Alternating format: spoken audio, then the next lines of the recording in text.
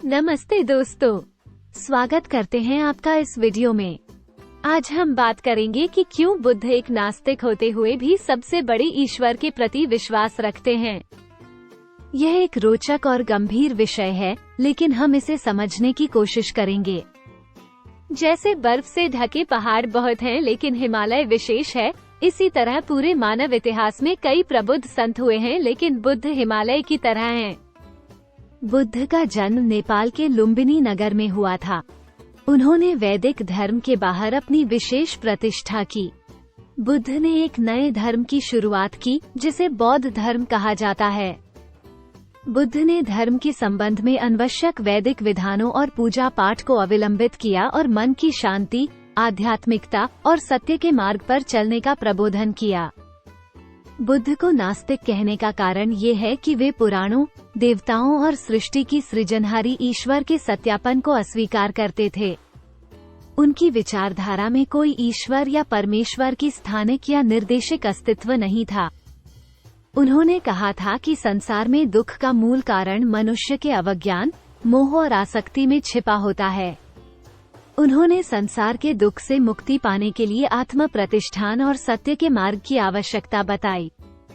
बुद्ध के समय में तथाकथित पुजारियों द्वारा भगवान या सर्वोच्च के विचार को अत्यधिक प्रदूषित किया गया था। उस समय के पंडित कर्मकांड और पशुबलि पर बहुत जोर देते थे। पूरा समाज जातियों में बटा हुआ था और कोई भी प्रभु के वास्तविक सार के बारे में बात नहीं करता था। इसलिए बुद्ध ने अपने प्रवचनों में भगवान शब्द का उपयोग करना कभी पसंद नहीं किया, क्योंकि उनका मानना था कि लोगों के पास पहले से ही इस बारे में धारणाएं थीं। इसके बजाय उन्होंने लोगों को सच्चे आत्मा की खोज में गहराई तक जाने के लिए प्रोत्साहित किया, क्योंकि उनका मानना था कि एक बार सत्य स्पष्ट हो गया तो लोगों को समझाने की कोई आवश्यकता नहीं है। वो चाहते थे कि हर कोई ईश्वर की अवधारणा में विश्वास करने के बजाय ईश्वर का अनुभव करे। इसी मानसिकता के कारण बुद्ध को नास्तिक करार दिया गया था, लेकिन अगर हम उनकी विधियों में गहराई से उतरें तो उनसे बड़ा आस्तिक नहीं हो सकता।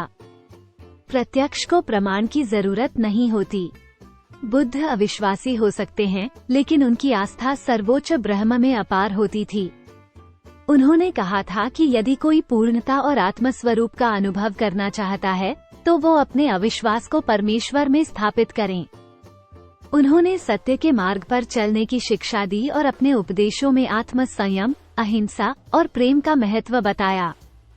उन्होंने सत्य को स्वीकार किया और उसे अपने उपदेशों के माध्यम से साझा किया। बुद्ध का उद्देश्य था मनुष्य को दुख से मुक्त करना और सुखी जीवन जीना। उन्होंने दिखाया कि सत्य, आत्मविश्वास और स्वतंत्रता के मार्ग पर चलने से हम अपने जीवन को पुनर्तः प्रकाशमय बना सकते हैं। उन्होंने उन सभी लोगों को अपना शिष्य बनाया जो सत्य की खोज में आगे बढ़ना चाहते थे। इसलिए बुद्ध एक नास्तिक होने के बावजूद सबसे बड़े ईश्वर के प्रति विश्वास के प्रमुख पक्षधर हैं।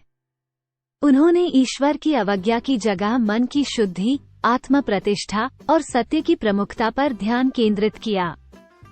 बुद्ध का ये संदेश आज भी हमें सत्य की ओर दिशा प्रदान करता है और हमें अपने आप को एक बेहतर और अधिक समझदार व्यक्ति बनाने के लिए प्रेरित करता है।